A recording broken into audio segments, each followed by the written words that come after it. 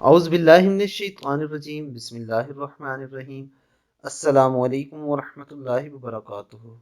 سب کے ساتھ خیر خواہی۔ حضرت تمیم داری رضی اللہ تعالیٰ عنہ سے روایت ہے کہ رسول اللہ صلی اللہ علیہ وآلہ وسلم نے ارشاد فرمایا، دین سراسر خیر خواہی کا نام ہے۔